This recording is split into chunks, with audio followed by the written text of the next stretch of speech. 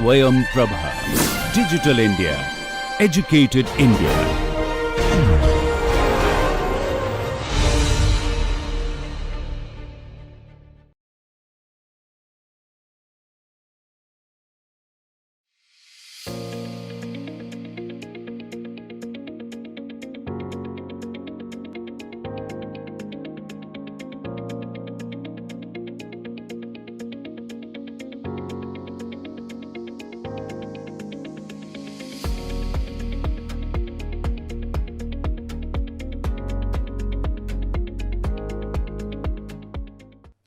Hello and welcome to lecture 10.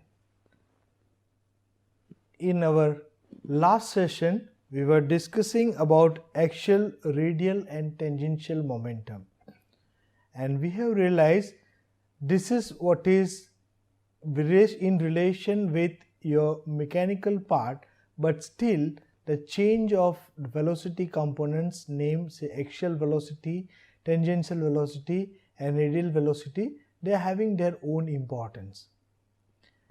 If you look at next, we have discussed about the different types of stage arrangement for axial flow compressor and fans. What all configuration we have discussed is with only rotor configuration, say stage with inlet guide vanes. So we will be having say inlet guide vanes that will be followed with rotor. We have stage with outlet guide vanes, means rotor will be followed by the stator. We have inlet guide vane as well as outlet guide vane, and we have discussed important aspects for the counter-rotating or counter-rotating fan or compressor configuration. So, in our configuration for our understanding, if you look at here, say when we are using only rotor configuration, we realize we will be having whirl component, that's what will be coming out from the exit. And we realize based on our requirement, we need to design our fan. So when we are not expecting much pressure rise and our whole purpose it is for handling the mass flow rate, this kind of configuration, that's what is preferred. We have inlet guide vanes, that what will be followed by your rotor. Under that configuration, we try to avoid the whirl component, that's what is coming out from my rotor. And if that's what is your case, you need to have your rotor inlet condition at certain angle. So my inlet guide vane, that's what will be providing my flow to the rotor at certain angle, and my exit we are considering to be axial. Here we are try to avoiding the whirl component. Okay. Same way here, if we consider we are having rotor that will be followed with the stator. So here also we are trying to remove the whirl component coming out from the rotor, and we are trying to give the axial exit. It is based on the requirement.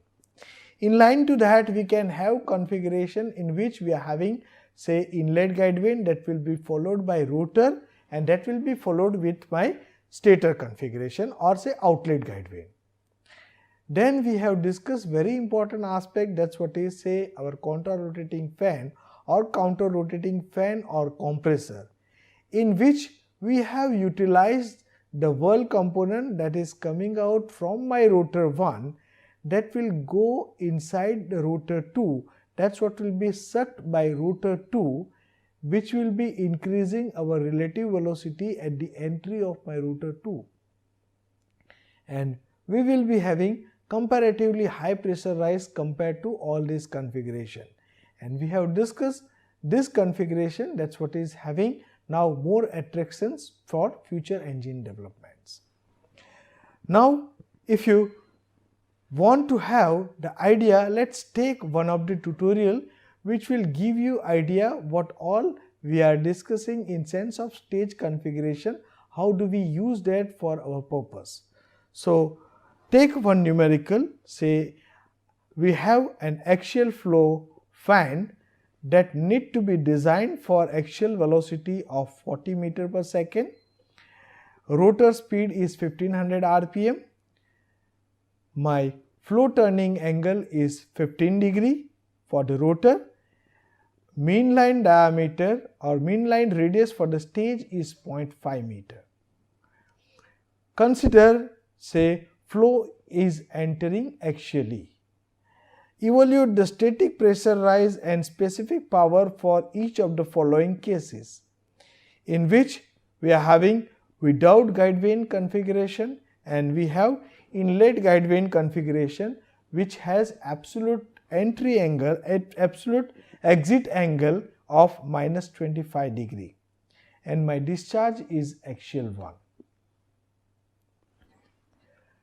Now, for this configuration, what all data we know is we are having our axial velocity, it is 40 meter per second. We have our peripheral speed, we can count by using my rotational speed of 1500 rpm. For rotor, my delta beta, that is my flow deflection angle, it is given 15 degree. Now let us see, suppose if I am taking my case 1, which is say without guide vanes. So in order to understand that, we can have this as a line diagram. We can have our station 1 and station 2. For that station 1 and 2, we can make our velocity triangle. It says my entry to the rotor is axial. So we can say this is what is my axial entry. So this represents my inlet velocity triangle, and this is what is representing my outlet velocity triangle from the rotor. Now what we want to calculate? We are looking for what is my static pressure rise in the rotor. That's what is given by half V1 square minus V2 square. Second, we are looking for specific power. That's what is U into CW2. It means with given data, we need to calculate our peripheral speed. We need to calculate what will be my relative velocity at the entry, what will be my relative velocity at the exit. We are looking for what will be my swirl component or my whirl component coming out from the rotor. With this data, let's start with. So very first point we can say we are looking for calculation of peripheral speed. So my mean radius, that's what is given to me, it is say 0.5 meter. So from that we can calculate what is our peripheral speed. So this peripheral speed I can write down 2 pi Rn by 60. So this rotational speed is given, it is 1500, and my radius, that's what is given 0.5. So we can calculate what is my peripheral speed. So it says this is coming 78.54 meter per second. Now we have our next parameter that need to be calculated. That's what is say we are looking for my V1, that's what is my relative velocity at the entry of my rotor. So based on my velocity triangle, I can write down my 10 beta 1, that is U by Ca. Since my entry is axial, so we can write down U by Ca. We know what is my peripheral speed now. We know what is my axial speed or axial velocity. So if I am putting that number, it says my blade angle at the entry, it is coming 63 degree. Now what we know, we have our delta beta, that's what is known to us. So let me put delta beta, that is beta 1 minus beta 2. It is given that angle or the difference is 15 degree. So I can calculate what will be my beta 2. Now once my beta 2, that's what is known, my beta 1, it is known to me, I can calculate what will be my speed. That's what is say my relative velocity at the entry. It is U by sine beta 1, you can say by using velocity triangle. So that's what is giving me my relative velocity to be 88.14 meter per second.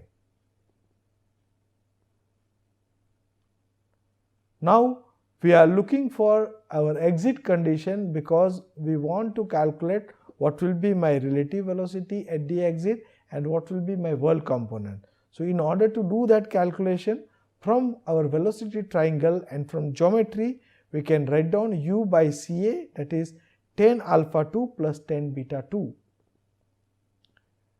Since my beta 2 is known to me, I can calculate what is my alpha 2. So if I am putting these numbers, it says my alpha 2 is coming 40.44 degree. Once my alpha 2 is known to me, I can calculate what is my tangential speed or tangential velocity. So Cw2, that is given by Ca into 10 alpha 2. So if I am putting those numbers, my axial velocity is known to me, it is 40 meter per second, and alpha 2 we have calculated 40.44 degree. This is giving me my whirl component, or say whirl velocity at the exit of rotor as 34.1 meter per second.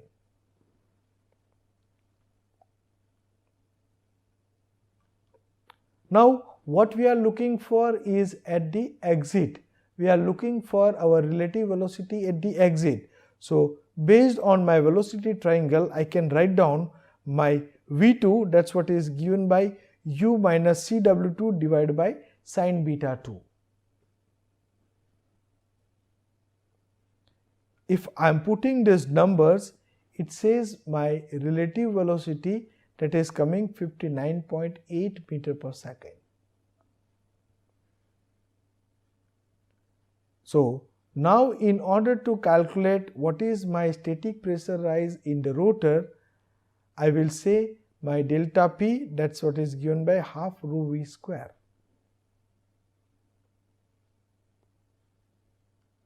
Okay, it is V1 square minus V2 square. So if I am putting this number, I am looking for my density.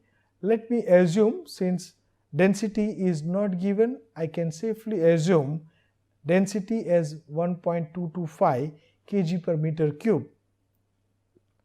So this is what will be giving me my delta P across the rotor, means static pressure rise across the rotor. So this it's coming 2568 Pascal or 2.56 kilopascal. We are looking for specific power. This specific power, it is given by u into Cw2. So my peripheral speed is known to me, my Cw2, that's what is known to me. If I'll be putting this number, it says my specific power, that is coming 3176.16 joule per kg. Be careful about the units. Now we have our second case, in which we have our inlet guide vane, in which my flow is entering inside the rotor at some angle alpha 2, that's what is given, say it is minus 25 degree. And here if we are looking for, we want to calculate our static pressure rise in rotor, we are looking for our static pressure rise in the stator or say inlet guide vane, that's what is given by half rho V2 square minus V3 square for my rotor, and for stator it is 1/2 rho C1 square minus C2 square. And my specific power, if I am looking for, it is u into Cw2. So here in this case, we are looking for calculation of my relative velocity components V2, V3. We are interested in what is my absolute velocity C1, C2, and we are also interested in what is my Cw2. Now let's start from the exit velocity triangle. We can straightway write down my beta 3, that's what is a function of u and Ca. So since my exit it is axial 1, we can say 10 beta 3, it is u by Ca. If I am putting these numbers, it says my beta 3, that's what is coming 63 degree.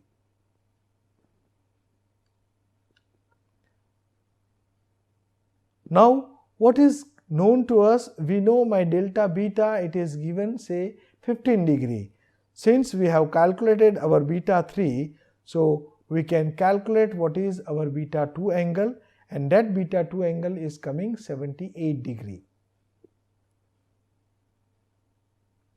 Now once this is what is known to me, based on my velocity triangle, we will try to calculate what will be my CW2. So this CW2 we can write down, it's CA 10 alpha 2. This alpha 2 value, that's what is given to us, it is minus 25 degree. So we can calculate our work component, it is minus 18.65.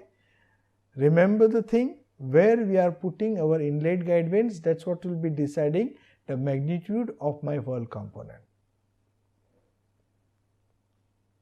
We can calculate our relative velocity based on the velocity triangle at the entry of my rotor.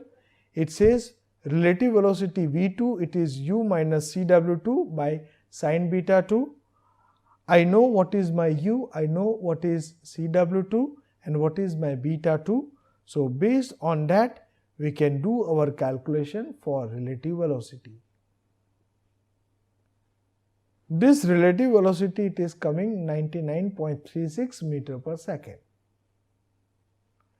If you compare with the earlier number, when we are having only rotor, there this relative velocity coming to be lower. Now since we have provided with our inlet guide vane, this relative velocity is going to increase. Now we are looking for what will be our exit relative velocity from this rotor, that's what is given by U by sin beta 3. So if I am putting that numbers, that's what is known to us, we will be getting our relative velocity to be 88.14 meter per second. So once this is what is known to us in sense of relative velocity at the entry of my rotor and at the exit of my rotor, we can calculate what will be the static pressure rise in the say rotor. So that is given by 1/2 rho V2 square minus V3 square. Since my V2, that's what is known to me, we have already calculated, and my V3 is also known to me, we can calculate what is my delta P0. That's what is coming 1289 Pascal. Now what we know what is our absolute velocity at the rotor entry, that's what is given by Ca by cos alpha 2. That's what will be giving me my absolute velocity as 44.14 meter per second. We are interested in calculating what will be the static pressure rise in our stator. If I am putting this number, it says 1/2 rho C1 square minus C2 square. So if we are putting our C1 and C2, it says my static pressure rise, that's what is coming minus 213 Pascal. Now since we have our total pressure rise in rotor, we have pressure rise in stator, we can calculate what will be my net pressure rise. So this is what is coming 1076 Pascal. We are interested what is our specific power, that's what is U into CW3 minus this. So if we are putting these numbers, it says my specific power, it is coming 1464.77 joule per kg. So basically for solving this kind of numericals, you need to make first the sketch, rough diagram, what instructions, that's what is given. Then after you have your understanding of velocity triangle, look at what angles are given. Based on that, you construct your velocity triangle. Once these velocity triangles are known to you, you just put what all velocities are known to you. If we have those velocities known, based on our trigonometry, we can calculate the velocity component or say angle components. Once we are calculating our velocity components, If we are calculating relative velocity components, that's what will be helpful for calculating my static pressure rise in rotor. If we are calculating absolute velocity component, that's what will be helpful to us for calculating static pressure rise in my stator. And whirl component, that's what is helpful to us for calculation of our specific power. So I'm sure this is what will be giving you idea in sense of how to do this calculation for different configurations. We have 5 different configurations which are possible. You can do practice based on your understanding and build your confidence. Thank you. Thank you very much for this session. See you in the next lecture.